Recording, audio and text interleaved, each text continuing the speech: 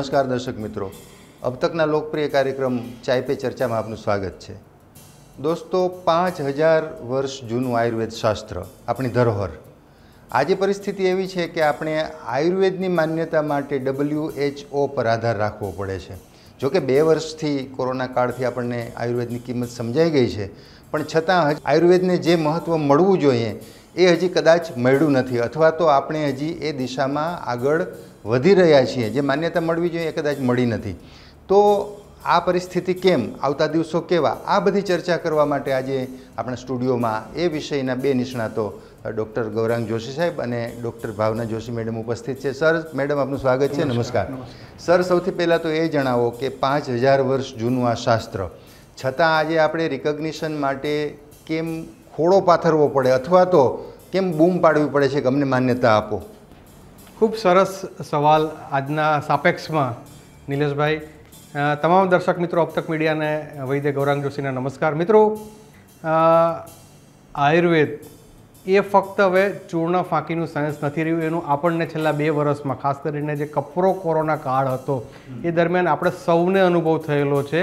અને ભારત દેશ જ્યારે 135 કરોડની વસ્તી અને એ દેશમાં જ્યારે આટલી સ્પીડમાં આવો એક રોગ, ચેપી રોગ પ્રસરે તો તમે વિચારી શકો કે જે આગાહી લોકોએ કરેલી હતી એના પરિપ્રેક્ષ્યમાં તો આપણે ખૂબ જ ઓછું નુકસાન ભોગવ્યું છે। નુકસાન તો થયું છે પણ કમ્પેરેટિવલી ઘણું ઓછું નુકસાન થયું છે। ને એની પાછળ જો ખૂબ રિસર્ચ કરવામાં આવે, સંશોધન કરવામાં આવે અને WHO જેવી સંસ્થાએ પણ જ્યારે એની નોંધ લેવી પડે તો એની પાછળનું કારણ છે આપણું આયુર્વેદ। મિત્રો, આયુર્વેદના મિત્રો જેટલા મારા વૈદ્યો હતા એ લોકોએ છેલ્લા 2-2.5 વર્ષમાં અથાગ પ્રયત્નો કર્યા આયુર્વેદની વૈજ્ઞાનિકતાની સાથે લોકોને આયુર્વેદ તરફ વળવામાં, અને આપણા લોકોએ પણ આયુર્વેદને સ્વીકાર્યું અને એને કારણે આપણે આ એક ભયંકર મહામારીમાં પણ આપણે બીજા દેશોની સરખામણીમાં ખૂબ જ ઓછા નુકસાનથી લગભગ બહાર નીકળી ચૂક્યા છે। તો તમે જે કીધું કે ભાઈ આપણે આટલું જૂનું 5000 વર્ષ જૂનું વિજ્ઞાન અને આજે એની રિકગ્નિશન મેળવવા માટે આપણે જ્યારે આટલી બધી મહેનત કરવી પડે છે તો એની પાછળનું કારણ થોડી આપણી બેદરકારી પણ હતી કે આપણે કોઈ પણ વસ્તુ અમેરિકા કે વેસ્ટર્ન કન્ટ્રીઝમાંથી જ્યારે એનો થપ્પો લાગીને આવે ત્યારે જ આપણે એને સ્વીકારવાનું એક આપણું જે માનસ છે એ માનસ જવાબદાર છે મિત્રો। પરંતુ હું આજે 14 કન્ટ્રીમાં નિલેશભાઈ આયુર્વેદનો પ્રચાર પ્રસાર કરું છું। એ શાને કારણે? આયુર્વેદને। એટલે એવું નથી કે આયુર્વેદને લોકો જાણતા નથી, લોકો સ્વીકારતા નથી। આજે લગભગ વિશ્વના 70થી 75 કન્ટ્રીઝમાં આયુર્વેદ ડાયરેક્ટલી ઇનડાયરેક્ટલી તો લોકો સ્વીકારતા થયેલા જ છે। કારણ કે હું પોતે 14 કન્ટ્રી કરી આવ્યો, અમારા બીજા 1-2 ડૉક્ટર છે જે 70 ને 75 કન્ટ્રી પણ કરી ચૂકેલા છે। એટલે અને WHOમાં પણ આયુર્વેદના એક ચેરની એક નિમણૂક કરવામાં આવે જ છે છેલ્લા 5-1 વર્ષથી, તો એ પણ સ્ટાર્ટ થયેલું જ છે। હવે આયુર્વેદના અચ્છે દિન આવી ગયા છે મિત્રો। આજે જ જામનગર ખાતે global centre for traditional medicine GCTMનું શિલાન્યાસ માનનીય વડાપ્રધાન નરેન્દ્રભાઈ મોદીના હસ્તે થઈ ચૂક્યું છે, જેમાં વર્લ્ડ હેલ્થ ઓર્ગેનાઇઝેશનના વડા, મોરિશસના વડાપ્રધાન, ઘણા બધા સન્માનીય બીજા દેશોના અધિકારીઓ, એમ્બેસેડરો પણ હાજર રહેલા છે। અને એ એક આધિકારિક રીતે આયુર્વેદને રિકગ્નિશન મળવાનું પહેલું સ્ટેપ તો હવે શરૂ થઈ ચૂક્યું છે કે છેલ્લા 2-2.5 વર્ષના જે તમામ પ્રેક્ટિશનરના તમામ લેવલે જે કંઈ પણ પ્રયાસ હતા એમાં અમને થોડો મિનિસ્ટ્રી ઓફ આયુષનો પણ સહકાર મળ્યો છે, મીડિયાનો પણ સહકાર મળ્યો છે। જેવી રીતે અબ તક મીડિયાનો અમને સતત મળી રહ્યો છે એવી રીતે તમામ મીડિયાનો, સોશિયલ મીડિયાના પ્લેટફોર્મનો પણ અમારા વૈદ્યોએ ખૂબ સારો ઉપયોગ કર્યો છે। તો આ બધાને કારણે લોકોના માનસમાં હવે આયુર્વેદ પ્રત્યેનો અભિગમ, એક દૃષ્ટિગમ, એક માનસમાં ચોક્કસ પરિવર્તન આવ્યું છે। અને કદાચ આજથી 5-10 વર્ષ પછી કદાચ એવું પણ બને કે ભારતની મુખ્ય ચિકિત્સા પદ્ધતિ કદાચ આયુર્વેદને જાહેર કરવામાં આવે, એ દિવસો હવે દૂર નથી। એટલે આયુર્વેદના અચ્છે દિન તો આવી જ ગયા છે। મેડમ, આયુર્વેદ પાસે એવું શું છે જે બીજી પથ્થી પાસે નથી? હા નિલેશભાઈ, જ્યારે આપણા ઘર આંગણે, ગુજરાતના આંગણે જે ગ્લોબલ આયુર્વેદનું મોટું સેન્ટર, વર્લ્ડનું મોટું સેન્ટર એનું ઉદ્ઘાટન થઈ ચૂક્યું છે, ત્યારે આયુર્વેદ માટેની લોકોની જે જિજ્ઞાસા છે, આયુર્વેદને જાણવાના પ્રયત્નો, આયુર્વેદ પાસે શું છે અને આયુર્વેદથી શું થઈ શકે છે, આ બધા પ્રશ્નો છે એ જાણવાનો યોગ્ય સમય છે। મિત્રો, આયુર્વેદ પાસે શું છે નહીં, શું નથી એ પ્રશ્ન પૂછો. આયુર્વેદ પાસે નિલેશભાઈ સવારથી માંડી અને તમે નિંદ્રાધીન થાવ ત્યાં સુધીની આખી એક ડિસિપ્લિન્ડ લાઈફસ્ટાઈલ છે. એ ડિસિપ્લિન્ડ લાઈફસ્ટાઈલ એટલે ખાવું પીવું ને તમારી લાઈફસ્ટાઈલ નહીં, તમારું ધર્મ, તમારું અર્થ, તમારું કામ, તમારું મોક્ષ, આ બધી વિદ્યાનું સાધન એટલે આયુર્વેદ છે. એટલે આયુર્વેદને જે લોકો એક પથી તરીકે જોતા હતા, એ આયુર્વેદ ખાલી એક ચિકિત્સા કરવાનું સાધન નથી. આયુર્વેદ એક લાઈફ સાયન્સ છે જે તમને જીવન જીવતા શીખવાડે છે.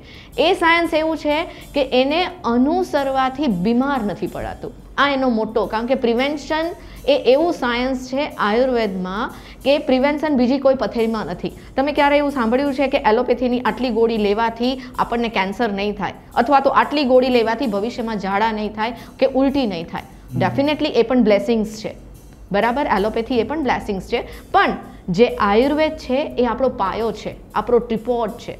એ આપણું એક ધર્મ અને મોક્ષ મેળવવાનું પણ પ્રથમ જે પગથિયું છે એ આયુર્વેદ છે. એટલે આયુર્વેદ પાસે જે છે એ વિશ્વની કોઈ પણ ચિકિત્સા પદ્ધતિ પાસે નથી. માટે જે પ્રશ્ન છે કે આયુર્વેદ પાસે એવું શું છે, લોકો અમસ્તા આયુર્વેદ પાછળ આ છે દેશ વિદેશમાંથી WHO ના વડા અમસ્તા આપણા જામનગરના આંગણે નથી આવ્યા. આયુર્વેદ પાસે કંઈક છે માટે આવ્યા છે. એટલે આ તમારે આપણે ઓટોમેટિક આ પુરવાર થઈ ગયું કે આયુર્વેદ પાસે શું છે. આયુર્વેદ પાસે બધું છે, માટે વિશ્વ તમારા પ્રત્યે આકર્ષાય છે. અને એ જ આયુર્વેદને આજે ટોટલ જે આપણા વૈદ્યો છે દેશ વિદેશમાં, નાના ગામડામાં, બરાબર, એ બધાના અથાગ પ્રયત્નો છે, વર્ષોની તપશ્ચર્યા છે, અને એના જે રિઝલ્ટ, પરિણામો, આહાર વિહારની પદ્ધતિથી માંડી અને ઔષધોના ચમત્કારિક પરિણામો છે, એને સાબિત કરવાનો સમય આવી ગયો છે. તો આપણી આયુર્વેદની લાઈફસ્ટાઈલને અનુસરવાનો સવારથી રાત સુધીની લાઈફસ્ટાઈલ, એને સમય આવી ગયો છે. અને આ વસ્તુ જે આયુર્વેદ પાસે છે એ ક્યાંય નથી. એમાં એક વસ્તુ હું વિશેષ ઉમેરું કે સૌથી મહત્વની વસ્તુ આયુર્વેદ પાસે છે એ પ્રિવેન્શન. આયુર્વેદનો જે બે મૂળ જે સિદ્ધાંત છે, સ્વસ્થસ્ય સ્વાસ્થ્ય રક્ષણમ, યાની સ્વસ્થ વ્યક્તિના સ્વાસ્થ્યનું રક્ષા કરવી, એનું સૌથી પહેલું પ્રયોજન છે મિત્રો. આ કોન્સેપ્ટ કોઈ પણ સાયન્સ પાસે નથી. એટલે તમને માંદા પડતા જ રોકી શકે. હું તમને સિમ્પલ એક્ઝામ્પલ આપું કે ભાઈ શિયાળાની જે શિશિર ઋતુ જાય છે, શિશિર અને શરદ ઋતુ, એટલે આપણે ત્યારે બધું ખાધું પીધું હોય છે.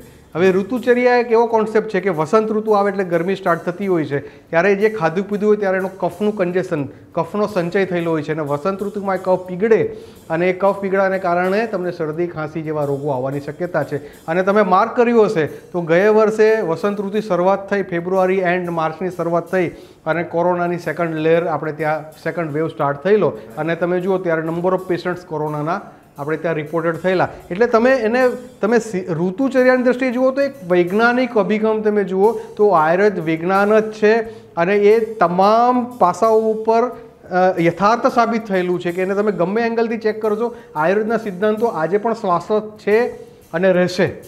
સર, આયુર્વેદ લોકપ્રિય તો છે, જેમાં કોઈ શંકા નથી, ને 2 વર્ષમાં આપણે એની લોકપ્રિયતા જોઈ લીધી છે અમે. પણ તબીબોની જવાબદારી હવે શું છે આવતા દિવસોમાં આયુર્વેદની લોકપ્રિયતા વધારવામાં, અથવા તો જે લોકપ્રિયતા છેલ્લા 2 વર્ષમાં મળી છે એ જાળવી રાખવામાં અને એને આગળ લઈ જવામાં તબીબોની, તમારા લોકોની જવાબદારી શું છે? યસ, એક તબીબ તરીકે અમારી ખૂબ બહુ મોટી ફરજ છે સમાજમાં. કારણ કે જ્યારે પણ દર્દી અમારી પાસે આવતો હોય છે કે કોઈ પણ દર્દી કોઈ પણ નાની મોટી સમસ્યા લઈને આવે, ત્યારે એના મગજમાં પહેલાં તો એવો કોન્સેપ્ટ હોય છે આયુર્વેદ માટે કે સાહેબ કોઈ ચૂર્ણ આપશે કે કંઈ ફાંકી આપશે, કંઈક ઉકાળો આપશે કે કંઈ ગોળી આપશે અને એનાથી મારો રોગ દૂર થઈ જશે. એટલે અમારો સૌથી પહેલું તો એ લોકોને સમજાવવાનું હોય છે કે કોઈ પણ રોગ થવાના કારણો જાણવા જરૂરી છે. આયુર્વેદ શું કહે છે કે રોગને દૂર કરવા કરતાં રોગના કારણોને પહેલાં દૂર કરશો એટલે રોગ ઓટોમેટિક દૂર થવાનો છે. કારણ કે સૌથી પહેલું એની ચિકિત્સા સૂત્ર છે નિદાન પરિવર્જનમ. નિદાન એટલે કારણોને દૂર કરવાનું છે. એટલે અમારા તબીબ મિત્રોને પણ હવે કહું છું કે આ એક શ્રેષ્ઠ ટાઈમ છે કે આયુર્વેદમાં જેટલા પણ દર્દીઓ આપણી પાસે આવશે એને એક જે આપણી ચિકિત્સા સૂત્ર પ્રમાણે એને થોડો ટાઈમ આપવાનો છે. દર્દીઓને ટાઈમ આપવો ખૂબ જરૂરી છે. કારણ કે દર્દી જ્યારે થાકીને હારીને આપણી પાસે આવતું હોય છે ત્યારે એને સાંભળવું ખૂબ જરૂરી છે. તો એના કારણો દૂર કરવા અને ત્યાર પછી સંપ્રાપ્તિ વિઘટન એટલે કે જે રોગ થયેલો છે એની સંપ્રાપ્તિને તોડવી. એટલે આ 2 ચિકિત્સા સૂત્રો ઉપર જો આપણે કાર્ય કરશું અને અનેક ઢગલાબંધ કેસોમાં અમે એવી સફળતા મેળવી છે નિલેશભાઈ. હું તમને એવા દાખલાઓ આપું કે ડિપ્રેશનના દર્દીઓ કે જે 4-5 વર્ષથી એન્ટી ડિપ્રેશન મેડિસિન રાત્રે ઊંઘવા માટે ગોળીઓ લેતા હોય એવા દર્દીઓને એક જ ઝાટકે 2 કે 3 મહિનામાં અમે ફક્ત કાઉન્સેલિંગ, ડાયટ, લાઇફસ્ટાઇલથી અને આજે એ દવાઓથી મુક્ત કરી દીધા છે. આજે એ લોકોના જીવનમાં ડિપ્રેશન નામનો શબ્દ દૂર થઈ ગયો છે. આ તાકાત જ આયુર્વેદની છે મિત્રો. ખાલી તમે વિચારો, દવાનો રોલ તો ખાલી 10% છે, 80 થી 90% રોલ ડાયટ, લાઇફસ્ટાઇલ ચેન્જીસની સાથે એનો એક જે દૃષ્ટિકોણ ચેન્જ કરવાનો અભિગમ. એટલે મારા તમામ આયુર્વેદ તબીબ મિત્રોને મારે એક જ કહેવાનું છે કે હવે આપણી વૈજ્ઞાનિક મહત્વતા પુરવાર થઈ ગઈ છે, તો આપણે એને હજુ પણ વૈજ્ઞાનિક રીતે લોકો સામે મૂકવી એ હવે આપણી સૌથી મોટી જવાબદારી બની રહેશે. અને સાથે એક વસ્તુ એ પણ છે નિલેશભાઈ કે જે તમારો પ્રશ્ન હતો કે આયુર્વેદ તબીબોની કેટલી જવાબદારી આમાં, તો સાહેબે સમજાવ્યું એ પ્રેક્ટિકલ મુદ્દો છે કે દરેક તબીબે આ શીખવાની વસ્તુ છે. અને સાથે જે અત્યારની આપણી ચર્ચા છે કે ગ્લોબલ સેન્ટર છે એને અનુલક્ષીને આયુર્વેદ તબીબની જવાબદારી કેટલી, એને શું કરવું જોઈએ, તો એના માટેની એક વસ્તુ છે કે જે આયુર્વેદ 5000 વર્ષ પહેલાં હતું અને જે આયુર્વેદ આજે છે એની જે ખરાઈની કસોટી છે એ કસોટી ઉપર આયુર્વેદની સત્યતાને સાબિત કરવાની છે. એ દરેક તબીબની જવાબદારી છે. એ ખાલી કોઈ ઇન્સ્ટિટ્યૂટની જવાબદારી નથી કે કોઈ યુનિવર્સિટીની જવાબદારી નથી. જે પણ રિસર્ચ થશે એ સૌથી પહેલું તબીબના ઘર આંગણે જ થવાનું છે. માટે આયુષ મંત્રાલયને કે WHOને આ વસ્તુઓની પણ નોંધ લેવી પડશે કે દરેક જે આયુર્વેદ તજજ્ઞ છે, જે આયુર્વેદની વર્ષોથી આ પ્રેક્ટિસ કરે છે, જેની પાસે કોઈ ડેટા છે, રિસર્ચ છે અથવા તો કોઈ એવા પરિણામ છે કે જેની કસોટી કરે, એના ડાટા કલેક્શન કરે, એના ઉપર રિસર્ચ કરે. ફોર એક્ઝામ્પલ, સાહેબે હમણાં કોરોનાની વાત કરી કે ભાઈ કોરોનામાં સમગ્ર વિશ્વમાંથી, સમગ્ર ભારતમાંથી બધા તબીબોએ, આયુર્વેદ તજજ્ઞોએ ખૂબ પ્રયાસ કર્યા અને સારામાં સારા પરિણામો આપ્યા અને એને પરિણામે આજે કોરોના ઉપર આપણે બહુ સરળતાથી કાબૂ મેળવી શક્યા અને અમને પણ એનું ગર્વ છે, અમને પણ આયુર્વેદનું ગર્વ છે. તો આ જ વસ્તુને જ્યારે દરેક તબીબની જવાબદારી આવે ત્યારે હવે એ વસ્તુ યાદ રાખો, હજી આપણે આયુર્વેદને અહીંયાથી અટકાવવાનું નથી. આયુર્વેદને અહીંયાથી પણ આપણે હિમાલયની ટોચ સુધી લઈ જવાનું છે અને એના માટે શું કરવું પડશે? દરેક તબીબે પોતે જ રિસર્ચ ડાયરેક્ટર બનવાનું છે. એવું નથી કે આપણને પોસ્ટ મળે તો જ આપણે રિસર્ચ કરી શકીએ, આપણે ક્યાંય ઇન્વોલ્વ થાય તો જ રિસર્ચ થાય. નહીં, તમે જે ચેર ઉપર બેઠા છો એ ચેર ઉપરથી પણ તમે તમારું રિસર્ચ કરી શકો છો. એના માટે સિમ્પલ છે, ફક્ત તમે જે દર્દીને પહેલાં પરિણામ આપ્યા, જે ઔષધથી પરિણામ આપ્યા, એના બિફોર ટ્રીટમેન્ટ અને આફ્ટર ટ્રીટમેન્ટ, એનો એક ચોક્કસ એનું ફોર્મેટ હોય છે. એ ફોર્મેટમાં તમે એનું કમ્પાઇલેશન કરો અને એવા તમે 10 દર્દી, 20 દર્દી, 50 દર્દી એવા રોગ પાડો. કોઈને મનોચિકિત્સકમાં, કોઈને કોરોનામાં, કોઈને કેન્સરમાં, જેવી રીતે પણ રિઝલ્ટ મળ્યા હોય. ફોર એક્ઝામ્પલ પ્રતિશ્યાય શરદીમાં સાઉથવાળા વૈદ્ય જુદું આપે છે, ગુજરાતના વૈદ્ય જુદું આપે છે, સિક્કિમના વૈદ્ય જુદું આપે છે, કંઈ પણ બધાને પરિણામ મળે છે. તો એનો મતલબ શું છે? પ્રતિશ્યાય, શરદી આયુર્વેદથી ચોક્કસપણે એમાં રિઝલ્ટ મળે છે, મૂળથી મટે છે. પણ હવે શું કરવું પડશે? એને ગ્લોબલ કરવાનું છે. જે પ્રતિશ્યાયની દરેક લોકોને એને પરિણામ મળ્યા છે એનું કમ્પાઇલેશન કરવાનું છે, એનું એનાલિસિસ કરવાનું છે અને એમાંથી નવા રિસર્ચ કરી અને એક દુનિયાની સમક્ષ, વિશ્વની સમક્ષ મૂકવાની છે એ પદ્ધતિને. અને આને જ ખરાઈની કસોટી કે, એટલે ખરાઈની કસોટી પ્રત્યેક તબીબના ઘર આંગણે ચાલુ થશે એવો મારો મંતવ્ય છે અને અનુરોધ પણ છે.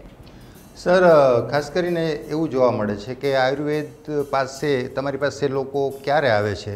બીજે બધેથી થાકીને, હારીને અથવા તો ક્યાંયથી લાભ નથી થયો તો છેલ્લે આયુર્વેદ તો છે જ, એની શ્રદ્ધા છે, એમાં કંઈ વાંધો નથી.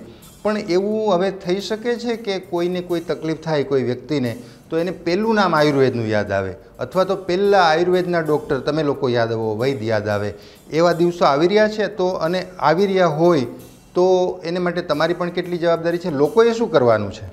નિલેશભાઈ, એ દિવસો આવી જ ગયા છે કે લગભગ અત્યારે અમારી પાસે OPDમાં 50 થી 60% દર્દીઓ એવા હોય છે કે જે એની બીમારીના પ્રાથમિક તબક્કે જ આયુર્વેદ પાસે આવી જાય છે અને લોકોનો જે શ્રદ્ધા આયુર્વેદ પ્રત્યે વધી છે એ છેલ્લા 2 વર્ષમાં અમે બહુ સ્પષ્ટપણે જોઈ શકીએ છીએ.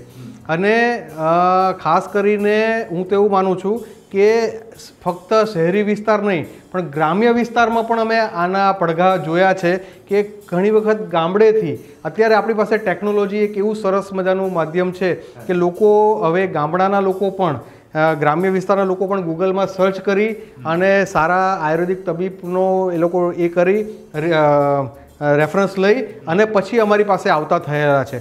અને અમે જોયું છે કે સામાન્ય બીમારીમાં પણ લોકો આવે છે, ગંભીર બીમારીમાં પણ આયુર્વેદ આવે છે અને ઘણા એવા રોગો હોય છે કે જેમાં દર્દી પોતે સ્પષ્ટ જ કહે છે કે અમારે આમાં ફક્ત આયુર્વેદ જ કરવું છે અને અમને પૂરી શ્રદ્ધા છે.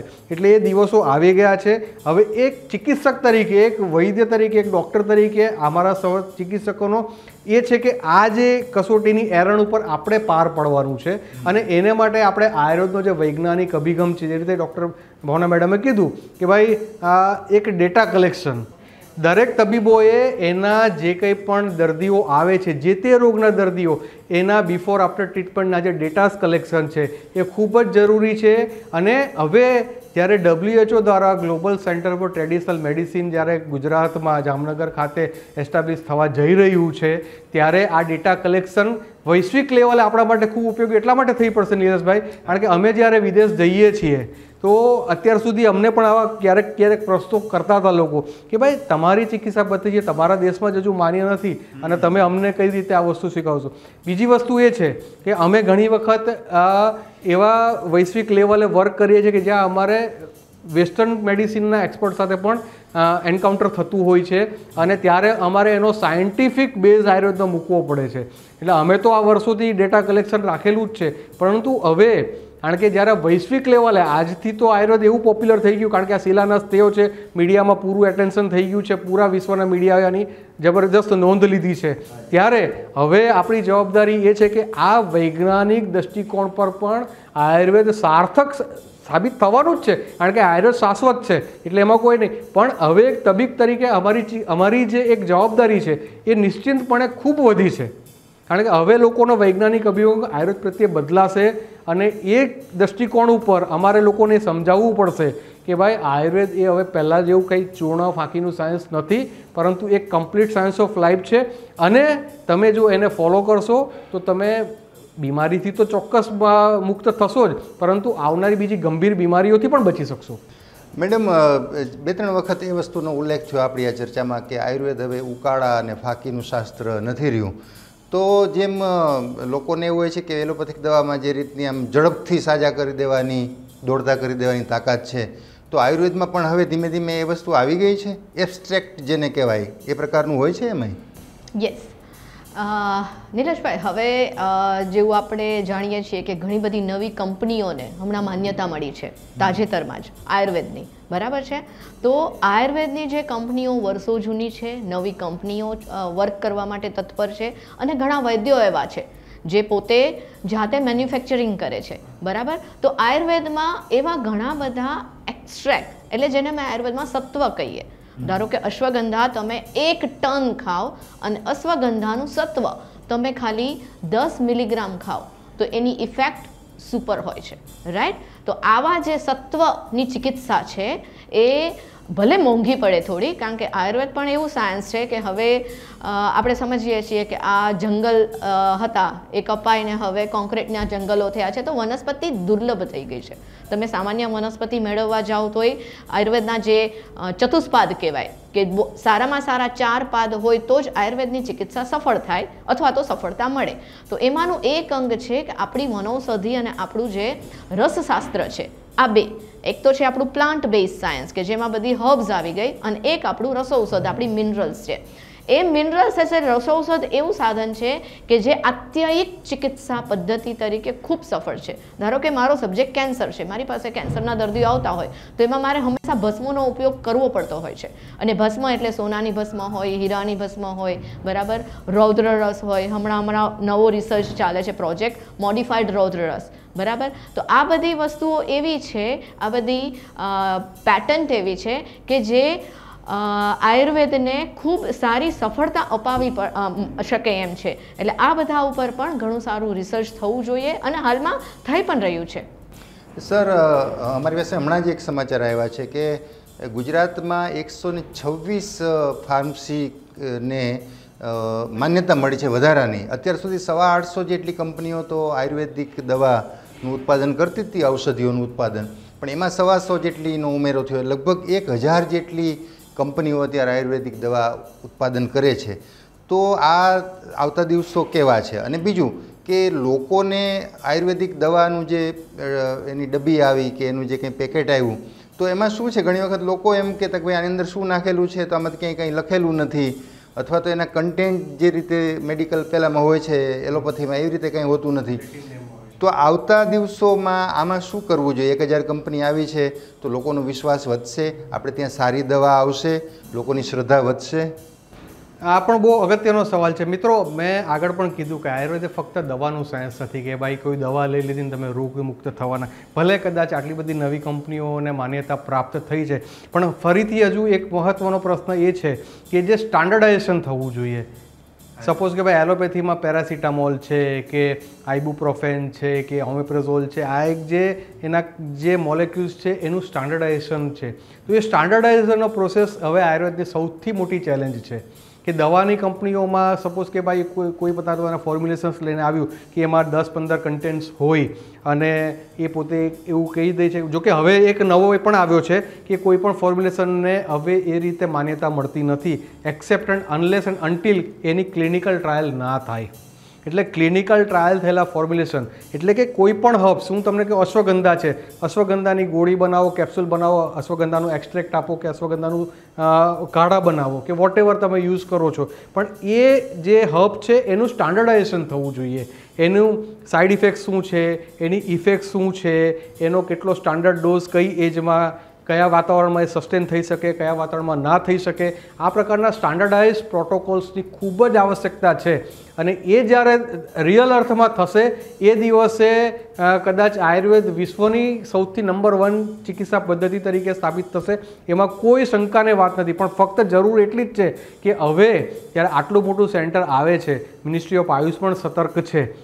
તો હવે હું મિનિસ્ટ્રી ઓફ આયુષમાં જે અમારા આયુષ સેક્રેટરી છે પોતે વૈદ્ય રાજેશ કોટેજાજી છે, આપણા કોડીનારનાથ છે, અને એ પોતે MD આયુર્વેદ થયેલા છે, પોતે પ્રેક્ટિશનર છે, એટલે એને આ વસ્તુની ખબર છે. એટલે મને ખબર છે કે એમના ધ્યાનમાં આ વસ્તુ ચોક્કસ હશે કે standardisation of Ayurvedic formulation of અથવા તો આયુર્વેદિક મેડિસિનનું જે સ્ટાન્ડર્ડાઇઝેશન છે એ હવે પછીનો સૌથી મહત્ત્વનો અને ચેલેન્જિંગ જે ટાસ્ક છે. અને એ જ્યારે થશે ને ત્યારે આયુર્વેદની એક તમે જે કહો છો ને કે ભાઈ લેબલિંગ ઉપર જે નામ લખેલા હોય છે ખબર નથી પડતી, તો એ લેટિન નેમ હોય છે ઘણી વખત, એટલે ખબર નથી પડતી. પરંતુ હવે લગભગ બધા પોતપોતાના ફોર્મ્યુલેશનના નામ ઉપર લખતા થયેલા જ છે. પરંતુ સવાલ એક જ છે કે હવે એને સ્ટાન્ડર્ડાઇઝ કરવાનો આ એક એવો તબક્કો છે કે આ તબક્કામાં જો સ્ટાન્ડર્ડાઇઝ થઈ જશે તો વિશ્વની કોઈ તાકાત આયુર્વેદને આગળ વધતા અટકાવી શકે નહીં. વાહ, એ વસ્તુ પણ મહત્વની છે. જે સ્ટાન્ડર્ડાઇઝેશનની વાત કરી ચોક્કસપણે સત્ય છે, રાઈટ, એ થવું જ જોઈએ. સ્ટાન્ડર્ડાઇઝેશનની સાથે કલ્ટિવેશન બિગ ઇસ્યુ છે. આ પોઈન્ટ પણ આયુષ મંત્રાલયે નોટિસ કરવો જોઈએ. અને ખાસ જે કલ્ટિવેશન એટલે ખેતી, જે ઔષધની કે જે મેડિસિનલ પ્લાન્ટની થવી જોઈએ જે વાતાવરણમાં અને જે ઉપચારો દ્વારા, એના ઉપર ધ્યાન આપવું બહુ જરૂરી છે. એના વગર સ્ટાન્ડર્ડાઇઝેશન શક્ય નથી.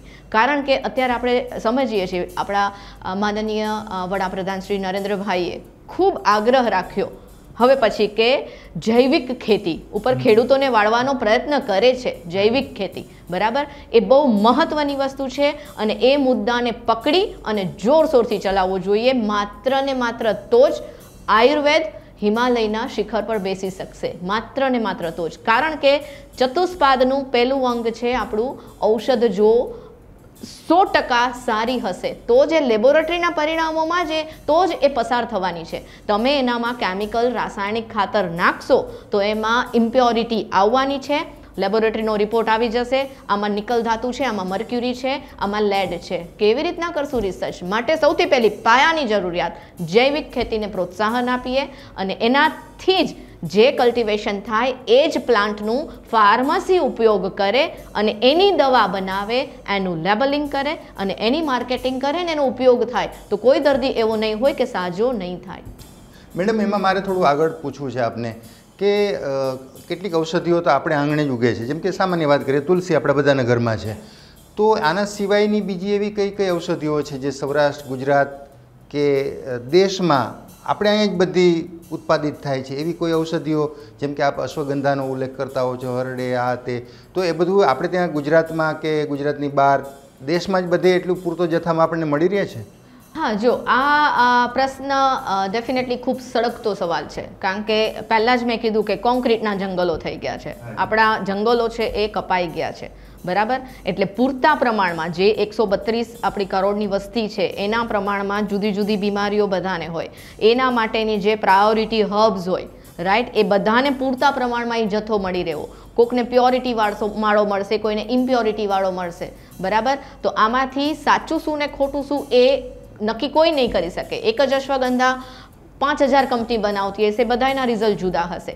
તો આ જ વસ્તુ જ્યારે સ્ટાન્ડર્ડાઇઝ થશે, કલ્ટિવેશન થશે, એટલે ઇશ્યુ જ નહીં રહે. દરેક જે ગામડામાં બેઠેલો વ્યક્તિ છે અથવા તો એટલાન્ટા બંગલામાં રહેતા હશે, બધાને એક જ ટાઈપની અશ્વગંધા મળશે. એક જ કાયદો અને એક જ જે નિયમ, એક જ કલ્ટિવેશન, એને જ્યારે અનુસરવામાં આવશે ત્યારે એનું ઓટોમેટિક સ્ટાન્ડર્ડાઇઝેશન થઈ જશે અને પછી બહુ બધા નિયમો કદાચ નહીં બનાવવા પડે, કારણ કે વસ્તુ જ જેમ કહીને કે ગંગાનું પાણી પ્યોર જ છે, નહીં મારા માટે પ્યોર છે ને તમારા માટે પ્યોર છે. આ એના જેવી વસ્તુ છે કે પૃથ્વીને તમે સારી બનાવો, પૃથ્વીની માવજત કરો, પૃથ્વીને એટલીસ્ટ માતા તરીકે ગણો, કારણ કે આપણામાં આયુર્વેદ આપણી માતા છે, બહુ જ બધી, ભારત આપણી માતા છે, એવરીથિંગ, પણ સૌથી પહેલી માતા આપણી પૃથ્વી છે. એ પૃથ્વીનું જતન કરો. આપણે જે ઝેર એમાં નાખ્યા છે એ ઝેર હવે બંધ કરો, એનું પ્રોડક્શન બંધ કરો, ઉત્પાદન બંધ કરો, એને વાપરવાના વપરાશને બંધ કરો, તો જ માત્ર ત્યાંથી તમારું છે ને ઉત્પાદન, નવું ઉત્પાદન છે એ સારું થશે અને તો જ આપણે સારી માત્રામાં જે આયુર્વેદ છે, એના પ્લાન્ટ્સ છે, એના જુદા જુદા ઔષધો છે, જે શાસ્ત્રમાં બતાવેલા પ્રયોગો છે, એને આપણે સરળતાથી કરી શકશું અને લોકોને સારામાં સારોનો ઉપયોગ પણ આપી શકીશું. સર, પેટન્ટની જ્યારે વાત આવે છે ત્યારે ક્યારેક એવું લાગે છે કે ભારત એમાં પાછું પડે છે, પાછળ રહી જાય છે. જેમ કે લીમડાની પેટન્ટ તો આપણી પાસે નથી, જે આપણે આંગણે ઉગે છે. તો પેટન્ટની બાબતમાં આપણે કેટલું જાગૃત થવાની જરૂર છે, અથવા તો આવતા દિવસોમાં એવી કઈ કઈ ચીજ છે જેની આપણે ઝડપથી પેટન્ટ કરી લેવી જોઈએ? બહુ સરસ પ્રશ્ન પૂછી લીધો. તમને કદાચ ખ્યાલ હોય તો વર્ષો પહેલાં હળદર, બાસમતી ચોખાની પણ પેટન્ટ કરાવેલી અને એની માટે આપણે લડત આપવી પડી હતી ઇન્ટરનેશનલ કોર્ટમાં અને એમાં આપણે જીતેલા હતા. આની પાછળ આપણી બિનજવાબદારી જ બહુ જવાબદાર છે કે આપણે આપણા વિજ્ઞાનને આપણે જ જે જતન કરવું જોઈએ આપણે કર્યું નહીં. અને વેસ્ટર્ન કન્ટ્રીઝ તમે વિચારો કે વર્ષો પહેલાં જ્યારે હળદર, લીમડો અને બાસમતી રાઈસની પેટન્ટ વેસ્ટર્ન કન્ટ્રીઝમાં થઈ ગઈ હોય તો એ લોકોને આપણે આયુર્વેદની મહત્તા કેટલા વર્ષો પહેલાં સમજાઈ ગઈ હતી. આપણે વર્ષોનું એક આપણું માનસ છે કે ભાઈ અમેરિકા કે વિશ્વના જે યુરોપિયન કન્ટ્રીઝ છે એ લોકો એક્સેપ્ટ કરે પછી જ આપણે ત્યાં આવે. તો એ માનસ જ્યાં સુધી આપણે બદલીએ નહીં ત્યાં સુધી આ આપણું વિજ્ઞાન છે, આપણી ધરોહર છે. અને વિશ્વમાં બે જેવી પ્રણાલી છે, એક યોગ અને આયુર્વેદ, કે જે આપણે છાતી ઠોકીને કહીએ કે આપણા ભારતની એ ધરોહર છે. અને એને માટે હવે આપણે જાગૃતતા કેળવવી રહી. અને એ કેળવવા માટે હું ફક્ત આયુર્વેદના તબીબો જ નહીં પણ આયુર્વેદના પ્રેમીઓ, દરેક દર્દીઓ, દરેક વ્યક્તિઓ કે જે આ પોતાની ચિકિત્સા પદ્ધતિને સાચવીને વૈજ્ઞાનિક લેવલે વિશ્વમાં આગળ લઈ જવા માગે છે, તમામે જાગૃત થવાની જરૂર છે. હવે તો આપણી પાસે આ ઇન્ટરનેટનું સરસ માધ્યમ છે, ટેકનોલોજી. એટલે આપણે જો સતત આ બાબતમાં એલર્ટ રહીશું તો કોઈની તાકાત નથી કે આપણે એક ડ્રગનું પેટન્ટ. તમને એ પણ કહી દઉં નિલેશભાઈ કે આયુર્વેદના જે 3 મેઇન જે દોષો છે, વાત, પિત્ત ને કફ, એની પણ પેટન્ટ થયેલી છે. એ પણ વેસ્ટર્ન કન્ટ્રીઝમાં થયેલી છે. એટલે એ આપણી બેદરકારી છે. હવે પછી આયુર્વેદની એક નાનામાં નાની સંપત્તિનું જતન કરવું એ આપણા સૌની બહુ ગંભીર અને મોટી જવાબદારી છે. અને હવે આપણે જ્યારે ગ્લોબલ સિટીઝન થઈ ચૂક્યા છે તો હવે આપણે આપણા અધિકારોનું જતન કરવાનો યોગ્ય સમય આવી ગયો છે. કારણ કે આજે જ્યારે આ ગ્લોબલ સેન્ટર ફોર ટ્રેડિશનલ મેડિસિનનું શિલાન્યાસ થઈ ચૂક્યો છે ત્યારે પૂરા વિશ્વનું ધ્યાન આયુર્વેદ ઉપર કેન્દ્રિત થઈ ચૂક્યું છે મિત્રો. અને આપણા માટે તો ખૂબ સારી ગૌરવની વાત છે, પરંતુ હવે અહીંથી એલર્ટ રહેવાની પણ જરૂર છે કે અહીંથી કાલે કોઈ બીજી કન્ટ્રીવાળો આપણા આયુર્વેદને ઉઠાવી ના જાય. એટલે એ જોવાની પણ આપણી જવાબદારી છે. કારણ કે આમાં તો ઘણા બધા બીજી થેરેપી પણ આવશે કે ભાઈ તિબેટિયન મેડિસિન છે, દરેક વેસ્ટર્ન કન્ટ્રીઝના પોતાના વેસ્ટર્ન હર્બાલિઝમ છે, આપણે ચાઇનાનું ચાઇનીઝ મેડિસિન છે. તો આ દરેક કન્ટ્રીની પોતપોતાની જે ટ્રેડિશનલ મેડિસિન છે. ઇવન તમને કદાચ ખબર તો ગામડામાં ટ્રેડિશનલ હીલરો છે.